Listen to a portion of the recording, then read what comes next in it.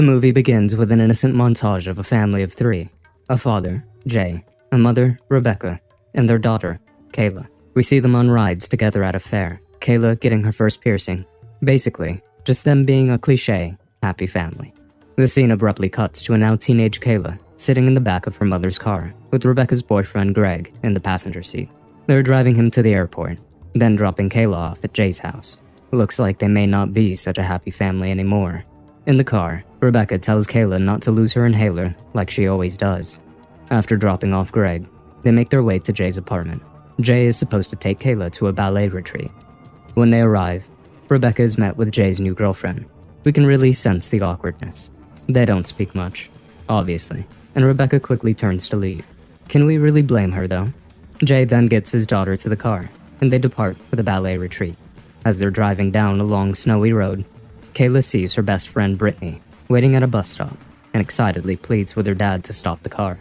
Brittany is also supposed to be going to the ballet retreat, so Kayla asks her dad if Brittany could ride with them. He agrees to let her tag along. Anything to make his little girl happy, right? Brittany talks about her asshole of a dad who made her take the bus. As she's talking, she appears to take on a flirtatious tone with Kayla's dad. Did I mention she's 15? Kayla realizes what her friend is trying to do and attempts to cut her off by giving abrupt answers to her questions. Brittany then asks Jay to stop the car because she needs to use the restroom. Jay wants to stop at a place with an actual toilet, but Brittany claims it's an emergency and she might wet her pants. Giving in to the young girl's pleas, he pulls over to the side of the road. Brittany and Kayla walk far into the snowy woods. At least they're sticking to the buddy system. Jay waits for a few minutes, but gets worried when the girls don't return. He decides to walk into the woods and look for them, when suddenly, a scream startles him. Oh no, could someone be trying to hurt the girls? Panic shrouds his face. Following the sound, Jay stumbles upon a bridge and sees Kayla sitting on the edge, dangerously close to falling. He quickly runs and pulls her down, but Brittany is nowhere to be seen. Kayla reveals that she fell off the bridge into the freezing river below. Shocked, Jay goes into the river to try and save her, but he is unable to find her. Surely, Brittany would not be able to survive this cold water. Kayla runs down to the river area as well, where she finds Brittany's pink purse and grabs it. Jay runs back to the car to call 911, but Kayla is apprehensive. Finally, she confesses that she pushed Brittany intentionally. Well, didn't see that coming. Jay is speechless and at a loss. They stand, stammering at each other, as they contemplate what to do in their current situation. A large truck drives by, but they duck in hopes no one in the truck sees them post-call. Stuck between covering up his daughter's crime and saving a girl's life, he ultimately chooses his daughter. They get in the car and head towards Rebecca's office, where she works as an attorney. How ironic. We see Jay walk into Rebecca's office with the intention to tell her what happened. However, Rebecca assumes Kayla talked him out of taking her to the ballet retreat. She refuses to listen to him. They see Kayla sitting on a swing nearby, struggling to breathe. She begins vomiting, so they rush her back home to Rebecca's house. The ballet school calls Rebecca, wondering why Kayla didn't show up. Rebecca lies, telling them Kayla is sick. Jay still hasn't told his ex-wife about Brittany. Kayla sits in a bath, seemingly in shock. Rebecca enters and inquires about her torn shirt. Kayla finally breaks and tells her the truth. Rebecca freaks out, telling Jay he should have helped Brittany. But Jay exclaims that since Kayla pushed her, she would be in jail if anyone knew. Rebecca, understandably, starts to panic. She states that Brittany could still be alive, but Jay firmly asserts that she is dead. If she didn't drown, she would have died of hypothermia by now. Either way, the girl is gone. He's finally able to convince her to keep this a secret for their daughter's sake. Later, Rebecca goes out in her yard and burns the torn shirt Kayla was wearing to destroy the evidence. The following day, Rebecca is awoken by a horrifying nightmare of Brittany's corpse lying in the snow.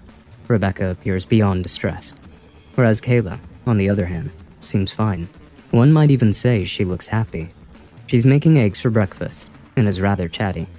Jay arrives at the house to discuss the matter and is greeted by Kayla, who cheerfully offers him breakfast. Our girl can't be right in her head. She just can't be. Rebecca is unnerved by her daughter's behavior, but Jay claims that Kayla is just shocked and is trying to bury her feelings. Rebecca asks Jay why the girls were fighting in the first place and blames their argument on him. Kayla, who was listening to their conversation from inside the house, seems to have a bit of a breakdown. She can be seen breaking things before running out of the house screaming. If she really wants to hide her crime, that is not the way to go about it. Her parents run after her and quickly bring her back inside, because if the neighbors see this, they are done for. Kayla continues to throw a fit in the house. Yeah, she's definitely not right in the head. She blames her argument with Brittany on Jay and admits she pushed her on purpose because of him. Jay snaps and pushes Kayla to the floor. He immediately apologizes and leaves, despite Rebecca begging him to stay. Jay is shown crying in his car. Later, Brittany's father Sam shows up at Rebecca's house. Uh-oh. He knew Brittany had ballet with Kayla and was wondering if they had heard from her.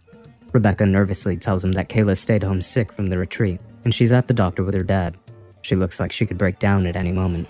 Sam tells her that he had a fight with Brittany before she left for the ballet retreat and is looking for her. He gives his cell phone number and asks her to call when Kayla gets home.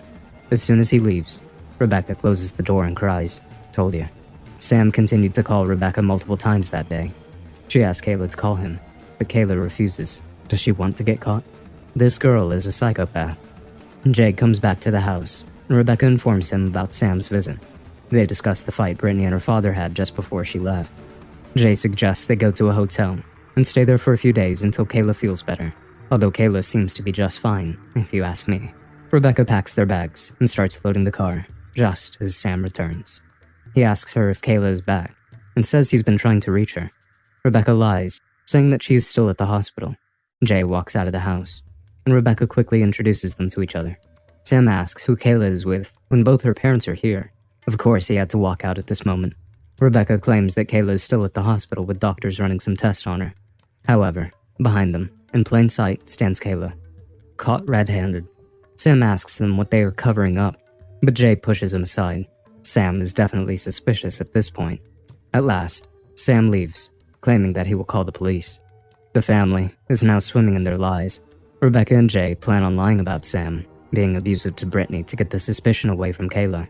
The following day, Rebecca contacts her former colleague and police associate, Kanji, claiming that Sam might have abused Brittany and she is missing.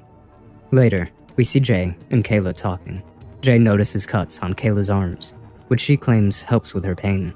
She then starts to complain about the boys at her school not liking her. Weird timing. She has other things to worry about. Jay tells her that she's beautiful, but Kayla claims she's not as pretty as Brittany. Jealousy is a disease indeed. Kanji and Rebecca come home to talk about Kayla. Kanji asks Kayla questions about Brittany and Sam's relationship. Kayla flat out lies and says that he used to hit her frequently. She sounds convincing too. She's better at lying than her mother. Jay sleeps over that night. He and Rebecca know that something is wrong with their daughter. Instead of doing something about it, they reminisce about how happy of a girl she was. Kanji and her partner visit Sam to investigate Brittany's disappearance. Sam is shocked when they accuse him of abusing his daughter. Jay and Kayla are playful, which Rebecca loves to see. Rebecca goes to work, while the other two go to Jay's house. Oh, did I mention Jay is in a band? His middle-aged bandmates and his girlfriend are also at his house. The girlfriend is furious because Jay has been out of reach the entire weekend. Moreover, she found Brittany's purse and her cell phone in his car. She accuses Jay of cheating. Jay lies, saying that the purse is Kayla's and takes it from her, causing her to storm out. Jay walks back into the living room area, asking his bandmates where Kayla is. One of them informs him that she left.